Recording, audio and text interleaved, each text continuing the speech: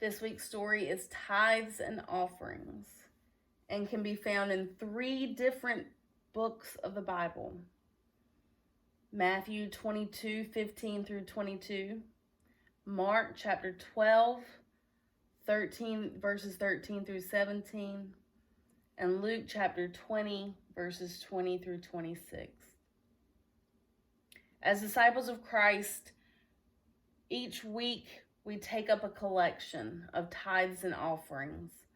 This is not just a disciples' practice, but a practice that has been handed down through time as a way of giving back to God from what we have received.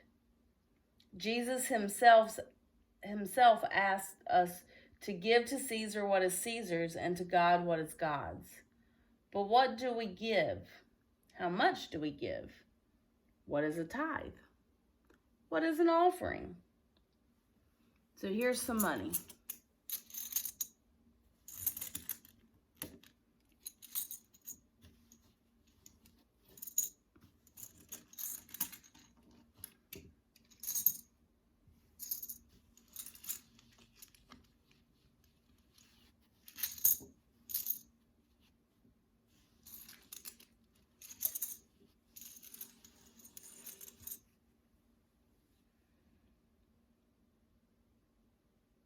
How we get money varies.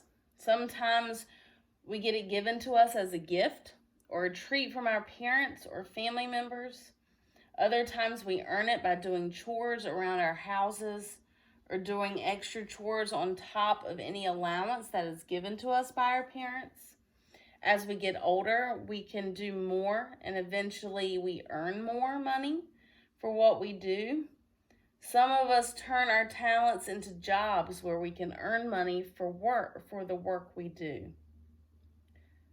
Money, once we have it, is used to purchase things that we want, things that we need. We take what we have and we put it to use as we live. It is used to pay our bills, for our homes, for gas in our cars, for the food we eat, the clothing we wear. Another use is also giving money to the work of the church through our tithes and offerings. Money given to the church is used in a couple of ways. One is to pay for the church to run. It helps to pay for the salaries of the minister, the secretary, the electric and water bills, and a variety of other things to keep the building and space working. The other place that money given goes is to the ministries of the church. Each church has different ministries, but some of the universal ones are youth ministries, mission work, community food pantries, and all sorts of other ministries that can help others in and around the community. So each week we take up tithes and offerings to help in the life and ministry of the church. I want you to take 10 of your coins and put them in front of you. So that's 10.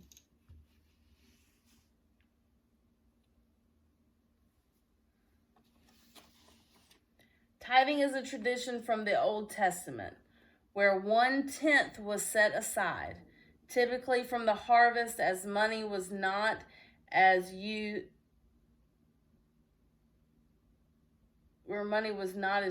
in ancient times. This was the first portion. It was the 1/10 taken from the first of what was collected, not the last. Today we use it as part of how we give to the church, where we take the first 10th of what we earn and give it to God. And we use the rest to live on, purchasing what we need and want. Some choose to give to the church this way. If we took a 10th from the 10 coins in front of us and gave them to God, what would it look like?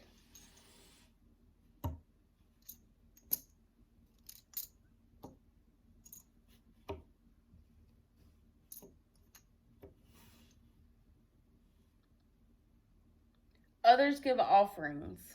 Tithing is not referenced in the New Testament in the same way it is mentioned in the Old. Although Jesus tells us to give to Caesar what is Caesar's and to God what is God's, he does not specify how to do that or what amount to give. So the practice of free will offering has developed from these teachings, where you give what and when you are able. Take what you want to give from your other pile as a part of your free will offering.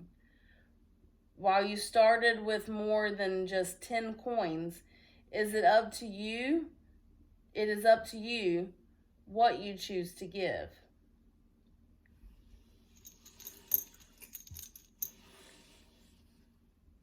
Both tithes and offerings are ways of giving to the life and ministry of the church. Some even choose to use both practices together. They take the first tenth as a tithe and then also give more as a part of a free will offering. The most important part of this is that we engage in the practice of giving to God what is God's.